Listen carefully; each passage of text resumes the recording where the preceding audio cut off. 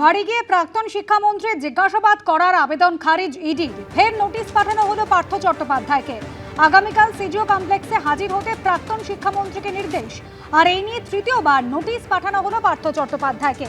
এর আগে দুবার নোটিশ পাঠালেও অসুস্থতার কারণ দেখিয়ে হাজিরা দেননি পার্থ চট্টোপাধ্যায়।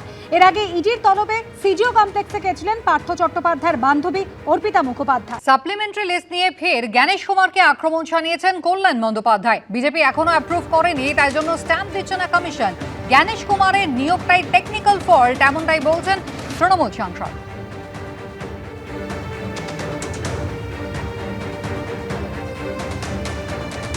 এই জ্ঞানেশ কুমারের অ্যাপয়েন্টমেন্টটাই টেকনিক্যাল ফল্টের জন্য হয়েছে, বুঝতে পেরেছেন না? হয়েছে কি, সাপ্লিমেন্টারি বেরিয়ে গেছে, এখন বিজেপি অ্যাপ্রুভ করেনি। তো বিজেপি তো স্ট্যাম্প দেয়নি, বিজেপি অ্যাপ্রুভ করেনি।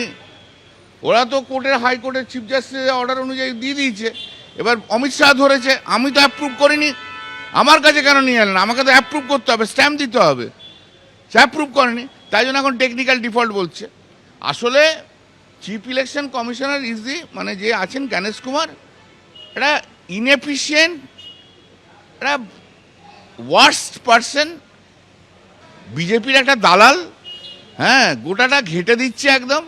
একটা থার্ড গ্রেডের লোক, কোনো অপদার্থ লোক যাকে বলে একদম। কিন্তু সাপ্লিমেন্টারি লিস্ট নিয়ে একাধিক অভিযোগ ছিল, কারণ গতকাল পর্যন্ত ভোটাররা যারা বিবেচনাধীনের তালিকায় যাদের নাম ছিল তারা অভিযোগ করেছিলেন যে স্পষ্ট করে কিছু দেখতে তারা পাচ্ছেন না। এখন কিন্তু তালিকা একেবারে নির্বাচন কমিশনের ওয়েবসাইটে স্পষ্ট, কিন্তু বিভ্রান্তি আরো বাড়ছে।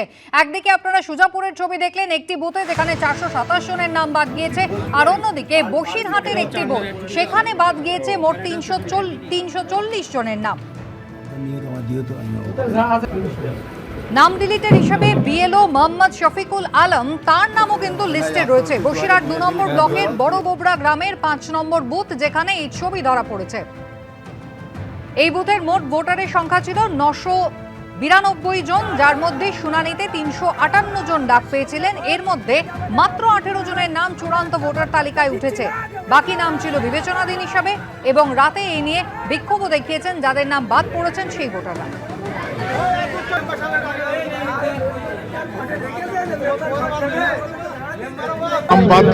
হ্যাঁ, আমার নাম বাদ গিয়েছে। আমার কাগজপত্র সব জমা দেওয়ার পরে নাম ফেরত এসছে।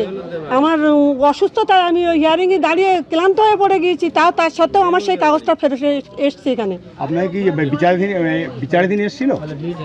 হ্যাঁ হ্যাঁ হ্যাঁ। তারপরে এখন কি হয়েছে? এখন এই ডিলেট হয়ে গিয়েছে। আমি মানে ঘুম হচ্ছে না, ক্লান্ত হয়ে পড়ে গিয়েছি। সমস্ত ডকুমেন্টস ঠিক থাকা সত্ত্বেও আমাদেরকে আন্ডার অ্যাডজুডিকেশন, তারপরে ডিলিটের খাতায় ফেলিয়ে দিয়েছে। এর জন্য আমরা ব্যাপকভাবে আতঙ্কিত হয়ে আছি। টোটাল রাত্রে ঘুম পর্যন্ত বন্ধ হয়ে গেছে। কাল 11টা পর্যন্ত চেক করছি অনলাইনে, পেলাম না কিছু। তারপর সকালে উঠে দেখছি হঠাৎ করে সবই ডিলিট। সব রকম প্রমাণপত্র, একটা সিঙ্গেল অক্ষর পর্যন্ত ভুল পাবেন না আমাদের ডকুমেন্টসে, দেখতে পারেন। কি মনে করছেন বিষয়টা এরকম হলো কেন? বিষয়টা এটা উদ্দেশ্য প্রণোদিতভাবে হয়েছে। আরও একটা বিষয় বলবো, আমাদের এখানে কিছু মাইনরিটি ভোট, হিন্দু ভোট ছিল, 5টা ভোট ছিল, সেই 5টাই খুঁটে খুঁটে রিকভার করে দিয়েছে। উপযুক্ত নথিপত্র তারা জমা দিয়েছেন, কিন্তু তা সত্ত্বেও তাদের নাম বাদ গিয়েছে। বাদ পড়া ভোটাররা কিন্তু এমনটাই অভিযোগ করছেন। সমীরণ পাল আমাদের প্রতিনিধি রয়েছেন আমাদের সঙ্গে। সমীরণ, এর পিছনে কারণ কি থাকতে পারে? বাদ পড়া ভোটাররা তারা কি অনুমান করছেন? হ্যাঁ দেখো কুসুমিতা, বাদ পড়া ভোটারদের বক্তব্য হচ্ছে যে 300 জন, যারা 340 জন যাদের নাম বাদ পড়েছে, তারা প্রত্যেকেই শুনানির সময় প্রয়োজনীয় নথিপত্র দিয়েছেন, কিন্তু তা সত্ত্বেও তাদের নাম যে খসড়া তালিকায় বিবেচনাধীন ছিল। এরপরে যখন গত 23 তারিখ মধ্যরাতে সাপ্লিমেন্টারি তালিকা বেরোয়, সেখানেও দেখা যাচ্ছে যে তাদের নাম নেই। এরপর তারা ক্ষোভে ফেটে পড়েন এবং গতকাল রাতে ওই 5 নম্বর বুথের বিএলওর বাড়ির সামনে তারা বিক্ষোভ দেখাতে থাকে। তাদের একটাই বক্তব্য যে তারা সমস্ত নথিপত্র যেগুলো নির্বাচন কমিশন তাদের চাওয়া হয়েছিল সেই শুনানির সময় তারা নিয়ে গেছিলেন, কিন্তু তা সত্ত্বেও তাদের নাম সাপ্লিমেন্টারি লিস্টে নেই এবং তাদের বাদের খাতায় রয়েছে।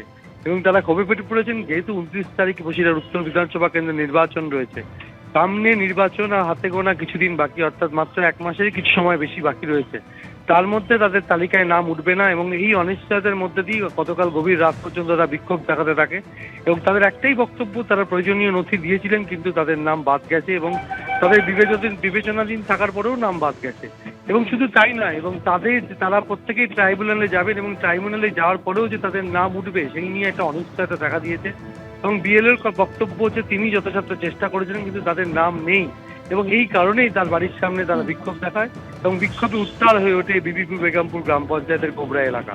একেবারে সমীরণ, ধন্যবাদ। বিক্ষোভ দেখিয়েছেন বাদ পড়া ভোটাররা বিএলওর বাড়ির বাইরে, কিন্তু যার বাড়ির বাইরে বিক্ষোভ দেখিয়েছেন তার নিজের নামও তো বাদ পড়াদের তালিকাতেই রয়েছে। বিএলও কি বলছেন দেখুন। গতকাল রাত্রে পাবলিশ হয়েছে এবং সেটা আমার হাতে এসেছে আজকে সকালবেলা। সেখানে দেখি যে কজন হিয়ারিংয়ে গিয়েছিল সেই 340 জনই ডিলিট হয়ে গেছে। এর মধ্যে অধিকাংশের ক্ষেত্রে আমাদের এই বুথটা খুব এডুকেটেড বুথ, 5 নম্বর বুথ, ছোট এরিয়া কিন্তু হেড বেশি, ভোটার সংখ্যা অনেক। তো সেই 952 জনের মধ্যে 340 জন আন্ডার এডুকেশন হয় এবং 340 জনই পরবর্তী সময় আজকে সকালে দেখি যে ডিলিট হয়ে গেছে। তার মধ্যে আমি নিজেও আছি। আমি নিজেও সার্ভিস করি, প্রাইমারি স্কুল শিক্ষক, সন্দেশখালী সার্কেল, এবং আমার পরিবারের অনেকেই আছেন যারা 2002 সালের ভোটার, তাদের 48 জনকে ডিলিট করেছে। এবিপি আনন্দ, এগিয়ে থাকে, এগিয়ে রাখে।